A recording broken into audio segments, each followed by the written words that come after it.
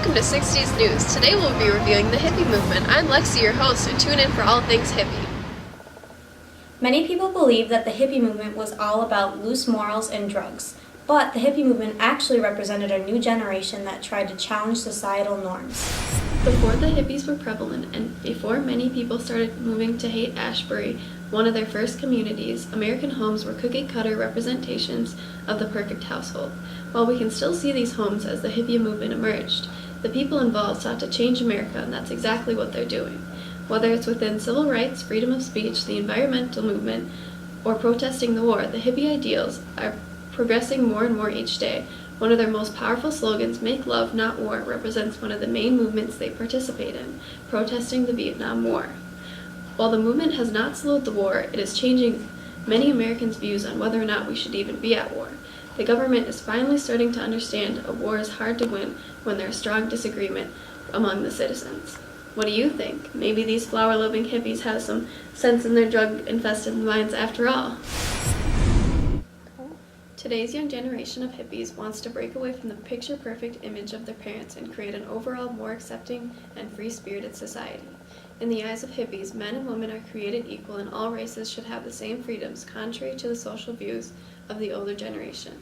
From the giving flowers to police officials to opposing social norms, this period is seeing a rise in a new youth culture which rebels against parents' values and shows optimism for their future. Today we are here live at Woodstock in Bethel, New York. I'm here with Thunderbird Angel Wings. What is today's lineup? Today there's Quill, Country Joe McDonald, John D. Sebastian, and the Keith Hartley Band, and many more. Now I understand that you guys participate in alternative arts, listen to folk and psychedelic rock. So, who are you most looking forward to seeing today? My favorite band is the Grateful Dead. Thank you.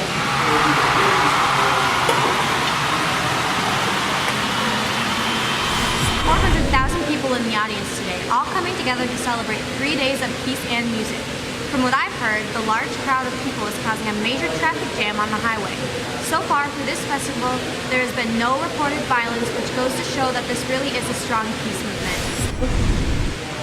I'm here at Woodstock, and the festival is now over. Despite the problems with the sound system, rain, the critical shortages of food, drinking water, and toilet facilities, and the economic failure of this venture, this festival is regarded as a success. I believe it will be recognized as the start and end of an era, a gathering that has come to represent our counterculture. Today I'm sitting here with Thunderbird Angel Wings in the neighborhood Haight-Ashbury, which was deemed to be the birthplace of the hippie movement, and she's going to share with us about her substance abuse as a hippie. Well, for starters, the main goal in the life of a hippie is to be happy, and our motto is, if it feels good, do it. And that is exactly what we do. Although we tend to avoid the harder drugs such as heroin and amphetamines, we use marijuana and LSD as much as we can. We like to use psychedelic drugs because they expand our consciousness. Interesting. Now, how do you guys use drugs so extensively without concern? Well, if it makes you feel better, then what's the hurt, man? They're a relaxing form of meditation, and they give us a higher level of awareness in the world. We are criticized a lot for our loose morals and obsession with drugs, but they just put us at peace, and we all love that feeling, man. Thank you, Thunderbird Angel Wings. Nice talking with you. Today on Flower Power Fashion, I will examine the style of our modern peace junkies. Rejecting Western materialism, these fringes of society represent a boho chic style, which incorporates inexpensive and expressive clothing. Contrary to many beliefs, their fashion is not all peace signs and tie-dye. While peace signs were a prominent symbol for opposing the Vietnam draft, these marijuana-loving rebels had much more style than just flowers and bright colors. My favorite established designers, Jeffrey Bean and Anne Fogarty, for example, use mini skirts within their fashion. And if you think that's racy, you should see Rudy Goonreach's line. I heard he just created the first topless swimsuit. What of you? Many other styles today include pantsuits, denim patches, headbands, bell-bottoms, beads, and basically anything else you can find at the thrift store. These fashionistas are definitely setting the tone for the 60s fashion, leading many others to follow the unisex style of dress. To give you an exclusive insight into the lives of my Flower Power fellows, I went deep into the local hippie community, and this is what I found. Modeling my own design is Thunderbird Angel Wings.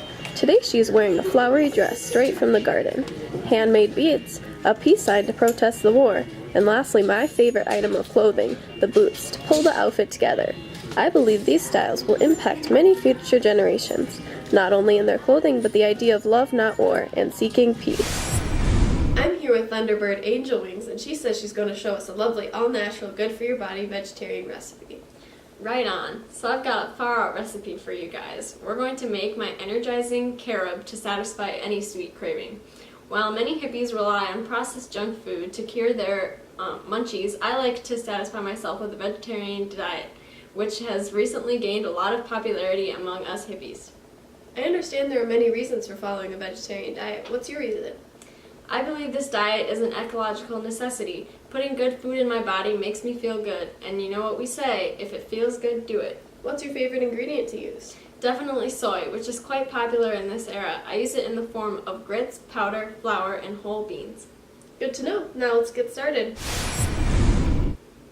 Alright, to start off, what we need is carob powder, almond butter, dark chocolate, and any nuts and berries you'd like to add. Basically, you mix everything together and cut it into bars. Interesting. Why do you like this recipe so much? Well, my people are always keeping something to have on the go. I mean, you never know when the munchies are going to spring up. Sounds like your diet is healthy and convenient. Thanks for the talk. I can't wait to try it. Here, I got it all packaged up in this recycled wrapper. Looks tasty.